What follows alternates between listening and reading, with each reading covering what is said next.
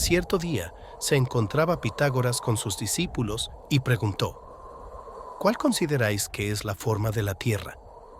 Redonda, respondió Amenhotep, uno de sus alumnos que provenía de Egipto. A lo que Héctor el Sidio replicó: si lo dice el egipcio, entonces debe de ser falso. Decálogo de la lógica. Primero, no atacarás a la persona, sino al argumento. Ad hominem.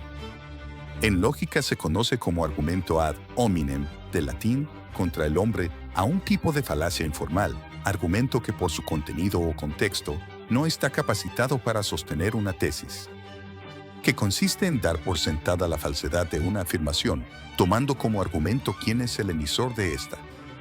Para utilizar esta falacia, se intenta desacreditar a la persona que defiende una postura, señalando una característica o creencia impopular de esa persona, en lugar de criticar el contenido del argumento que defiende la postura contraria.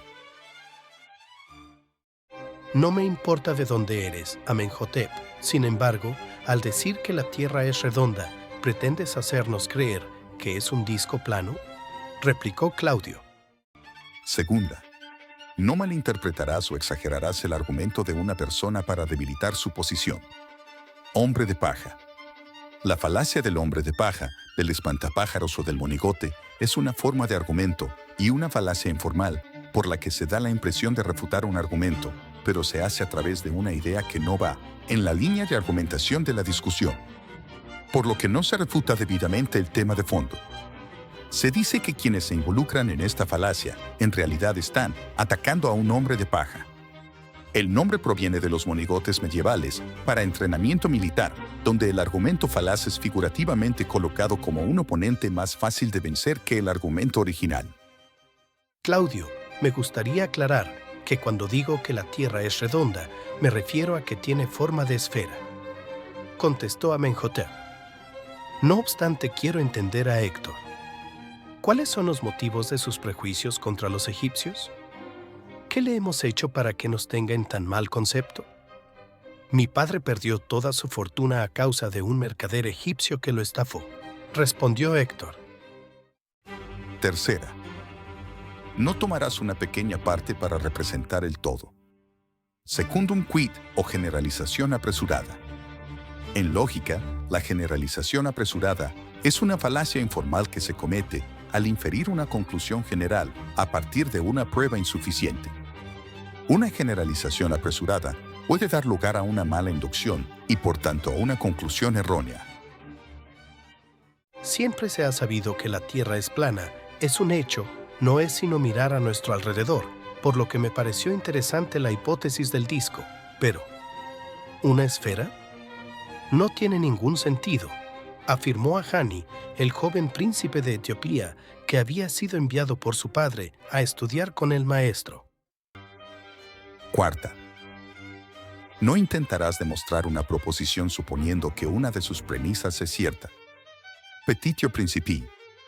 La petición de principio es una falacia informal que se produce cuando la proposición, por ser probada, se incluye implícita o explícitamente entre las premisas en un argumento que asume la verdad de la conclusión, en lugar de respaldarla. Tito, ¿qué haces mirando para el techo?, preguntó el maestro. Espero a que llueva. La semana pasada que todos empezaron a discutir, Zeus se enfadó y cayó una tormenta. Quinta, no asegurarás que algo es la causa simplemente porque ocurrió antes. Post hoc ergo propter hoc. Es un tipo de falacia que afirma o asume que si un acontecimiento sucede después de otro, el segundo es consecuencia del primero. Este es un error particularmente tentador, porque la secuencia temporal es algo integral a la causalidad. Es verdad que una causa se produce antes de un efecto. La falacia viene de sacar una conclusión basándose solo en el orden de los acontecimientos, lo cual no es un indicador fiable. Es evidente que la Tierra es plana o mínimamente cóncava, solo existen esas dos posibilidades. De lo contrario, todos nos caeríamos, argumentó Héctor con vehemencia. Sexta, no reducirás la discusión a solo dos posibilidades. Falso dilema. La falacia informal del falso dilema involucra una situación en la que se presentan dos puntos de vista como las únicas opciones posibles, cuando en realidad existen una o más opciones alternativas que no han sido consideradas. Las dos alternativas son con frecuencia, aunque no siempre, los puntos de vista más extremos dentro de un espectro de posibilidades. En vez de tales simplificaciones extremistas, suele ser más apropiado considerar el rango completo de opciones como en la lógica difusa. El falso dilema también es conocido como dilema falsificado, falacia del tercero excluido, falsa dicotomía u oposición, falsa dualidad, falso correlativo o bifurcación. Un falso dilema no tiene por qué estar necesariamente limitado a dos alternativas, pudiendo involucrar tres o más, pero en todo caso se caracteriza por omitir alternativas razonables sin argumentar esa exclusión, sea esta deliberada o accidental. Dinos, egipcio. ¿Qué prueba tienes de que la Tierra es esférica? Se lo escuché decir a mi maestro en Memphis. ¿Ves? No sabe la respuesta, tan solo lo escuchó. Eso nos demuestra que su argumento es errado. Séptima. No afirmarás que por la ignorancia de una persona, una afirmación ha de ser verdadera o falsa. Ad ignorantiam. En lógica, un argumento ad ignorantiam o argumentum ad ignorantiam, también conocido como llamada a la ignorancia, es una falacia informal que consiste en defender una proposición argumentando que no existe prueba de lo contrario. Dada la incapacidad de un oponente a presentar pruebas convincentes en su contra.